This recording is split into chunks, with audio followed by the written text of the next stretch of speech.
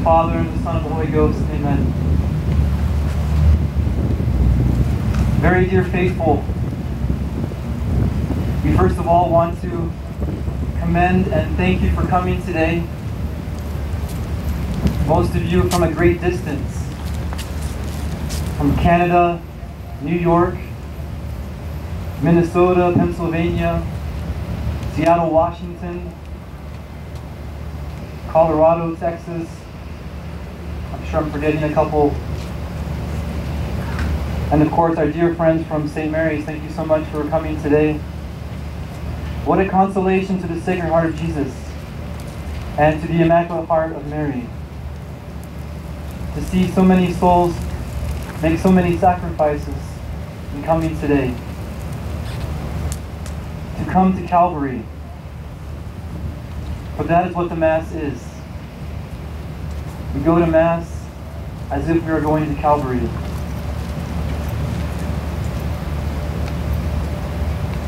And it seems to us fitting today to speak of our Lord's words as He hung upon the cross, since we are assisting at His Mass, at His sacrifice.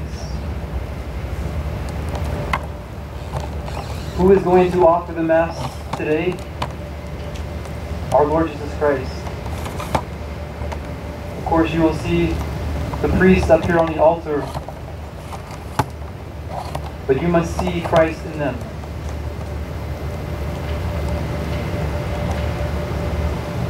Our divine Savior spoke only a few words as He hung upon the cross, but they were His last words, coming from His Sacred Heart, from the abundance of His Sacred Heart, to echo for all eternity.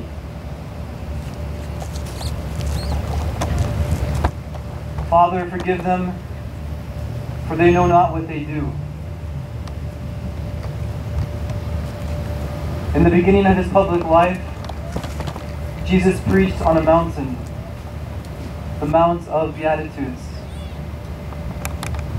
There He taught that we must do good to those who hate us. We must bless those who curse us. We must pray for all men, especially our enemies. At the end of His life, He preached from another mountain, Mount Calvary. There He preached the greatest sermon ever known to man. A sermon more of example rather than words. On the cross, our Lord practiced what He preached. Father, forgive them, for they know not what they do. What must be our attitude towards these satanic men and followers, towards all the enemies of God, towards all sinners? It must be one of mercy. What is going to happen tonight in this basement of the Civic Center is horrific. It is terrible. We condemn and protest the blasphemies. We protest that these outrages should take place in a public building under the auspices of our own government. We pray for these people, for these souls. Our Lord died for them as well.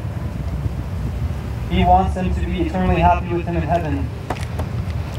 And we must want this as well. God willing, when we are one day in heaven, we may be surprised who we find there. Father, forgive them, for they know not what they do.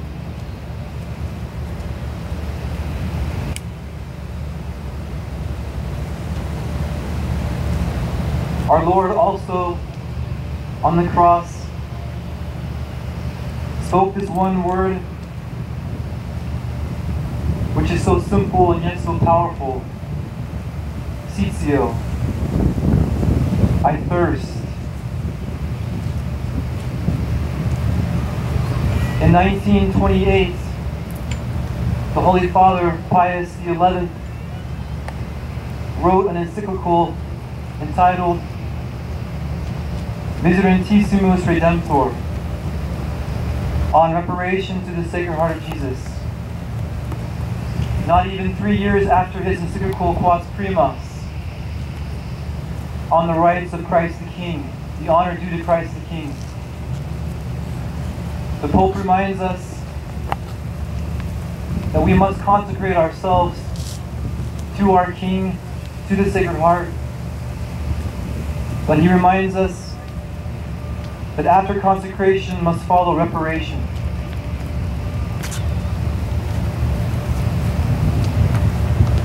Every Catholic, because of his baptism, is incorporated into the mystical body of Christ. At baptism, he becomes a member of Christ himself. This is why our Lord told to St. Paul, Saul, Saul, why dost thou persecute me? This is what it means to be a baptized Catholic, to be a member of his mystical body.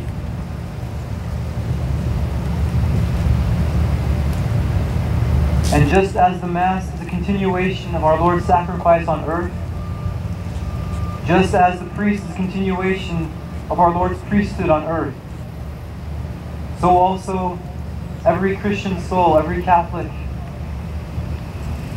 is a continuation of our Lord's life on earth. And as St. Paul says, we must fill up what is wanting to the sufferings of Christ. Our Lord does not want to save us without us. He wants us to do our part. He and his most beautiful mother have done more than their part. They have done most of the work. Our Lord Jesus Christ, during his life, and especially during his passion, merited every grace necessary for the salvation of every man. Every grace that we receive was merited in strict justice by the Redeemer. And St. Pius X tells us in his encyclical Ad Diem Illud that the Blessed Virgin Mary is the co-redemptrix. She also has merited every grace, not in the same way that Christ did, not in strict justice, but also in charity. Not in the same degree, but nevertheless the same merits. Jesus and Mary have done their part. And every Catholic who has walked this earth has been asked to do his part. And you, my dear friends, you are here today because you love the Sacred Heart, you love the Immaculate Heart, and you also want to do your share.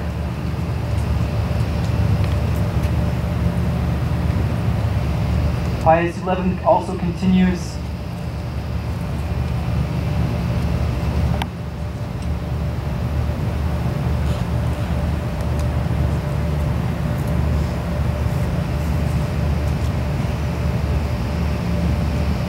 nevertheless, because of that wondrous divine dispensation, whereby those things that are wanting of the sufferings of Christ are to be filled up in our flesh for his body, which is the church. To the praises and satisfactions, we can also add our praises and satisfactions. And indeed, it behooves us to do so. But we must ever remember that the whole virtue of the expiation depends on the one bloody sacrifice of Christ, which without intermission of time is renewed on the altars in an unbloody manner. And St. Cyprian also says, the Lord's sacrifice is not celebrated with legitimate sanctification unless our oblation and sacrifice correspond to his passion. My dear friends, We all must place our sacrifices, our voluntary sacrifices, our whole lives on the altar with the sacrifice of Christ. The faithful can truly, we can say in a certain sense, offer the Mass, because they, by their baptism, they share in the priesthood, the eternal priesthood of our Lord Jesus Christ. At baptism, you were made a member of that mystical body, and that mystical body is the eternal high priest. There is only one priest in the New Testament.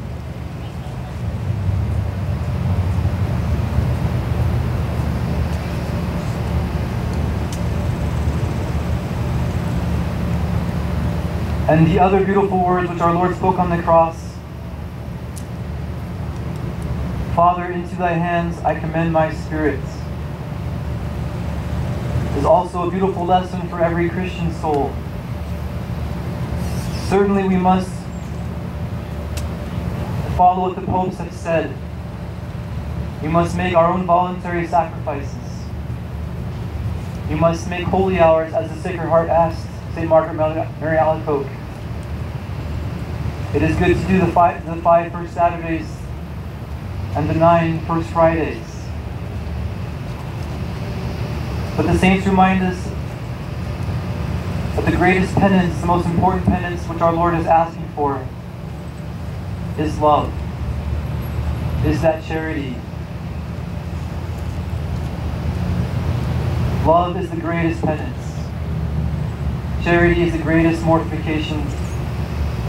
It is the greatest reparation we can make to our Lord Jesus Christ. And the best way to express this love that we have for God is this prayer of our Lord. Father, into thy hands I commend my spirit.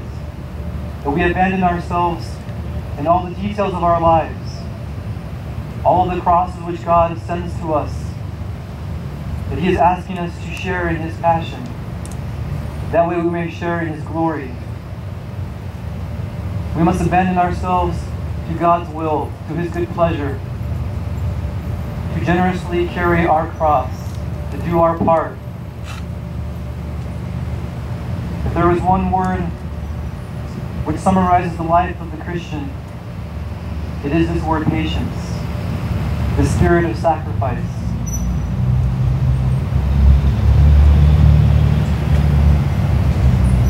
And we must thank God for this privilege to suffer something for him. As St. Peter and St. John said, they rejoiced because they had something they could suffer for Christ. If we could ask the saints today what they are the most grateful for while they were on earth, it would certainly be this. They would tell us they are the most grateful for their crosses, for what our Lord in his providence asked them to suffer. It was those crosses which allowed them to stay close to Calvary, to stay close to the Sacred Heart and to the Immaculate Heart. It was those crosses which have earned them so much glory today in heaven. It was those crosses which allowed them to save not only their own soul, but the souls of many others.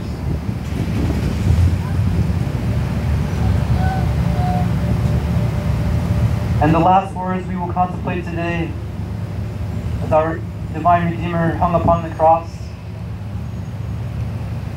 Ecce mater tua.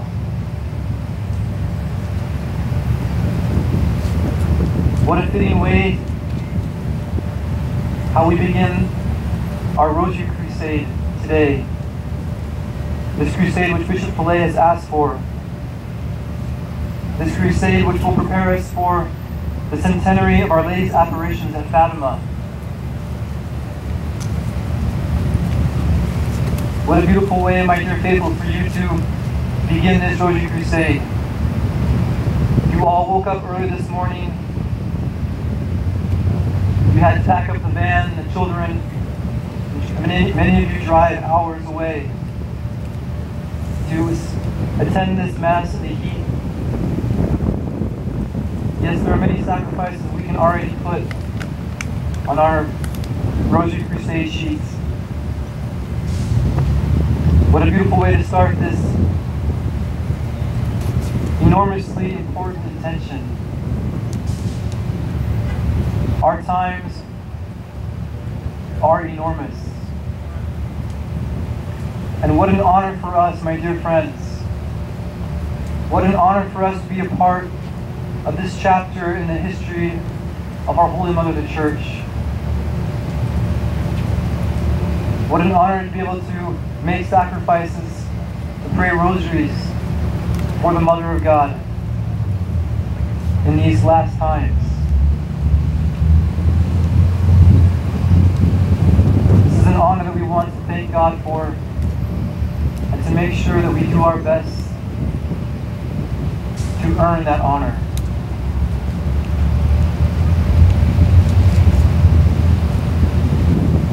Today we go to the Blessed Virgin Mary. We go to her, symbolized by Judas in the Old Testament. Judas, of which we just had the epistle in today's Mass. Remember, it was Judas who told the Lord God in her prayer, when she prayed for strength to conquer the enemy of the chosen people. And she said, "My God, this will be a glory to thy name, that he shall fall to the hand of a woman."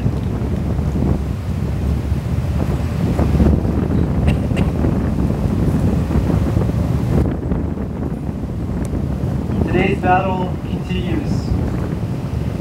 It is a continuation of the battle which began in the very beginning of time. The battle between Satan and the Blessed Virgin Mary continues today. And yet we know how this battle is going to end. This will be a glory to thy name, O God, when he shall fall to the hand of a woman. The woman, the most beautiful, the most glorious, the most loving, the most kind mother that we can even imagine. She is going to crush the head of the Satan. And in the end, her Immaculate Heart will triumph. We go to her today, and we say to her, "Remember us, O Mary. Remember us, O Lord, when you come into your kingdom. And if we are faithful until the end, we will certainly hear those words. Amen, I say to thee, this day you will be with me in paradise." In the name of the Father, and the Son, and the Holy Ghost. Amen.